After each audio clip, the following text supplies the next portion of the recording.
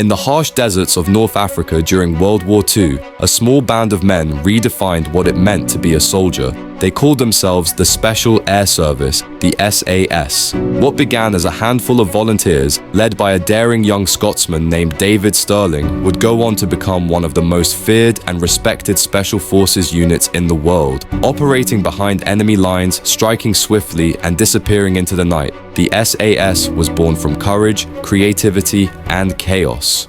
Our first voice comes from the man who started it all, David Stirling, the founder of the SAS. Here, he reflects on those early days when the impossible became their daily mission.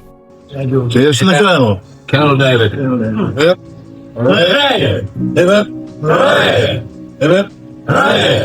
From the start, we knew we would never make it to a regiment unless not in it we operated effectively. But we succeeded in establishing a new role.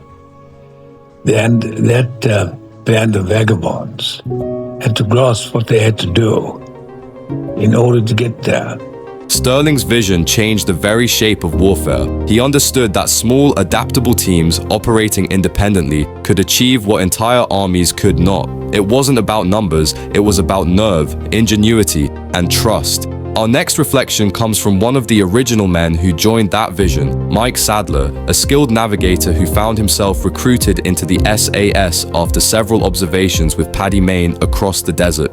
We were sent to camp for a few days when we were introduced to some of the survivors of the SAS parachute operation, and we were told, given a target of various kinds.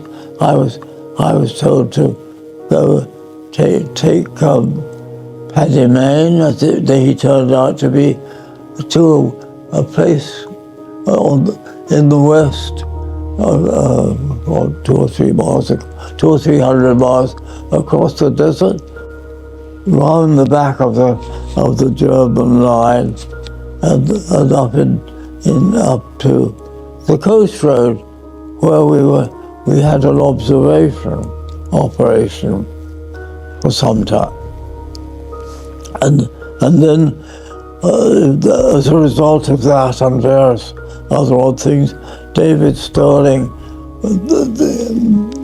co-opted me into the SAS, and thereafter I became an SAS chap.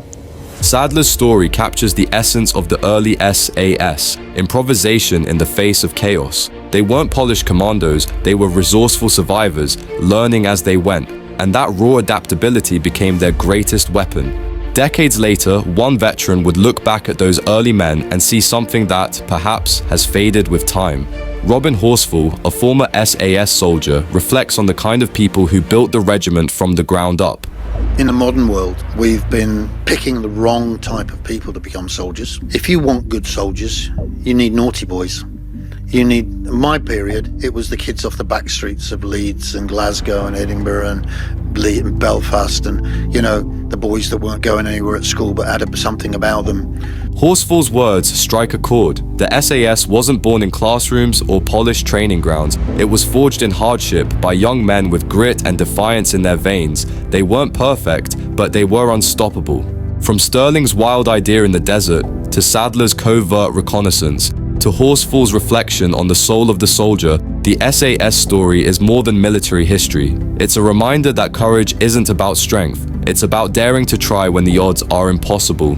Who dares, wins.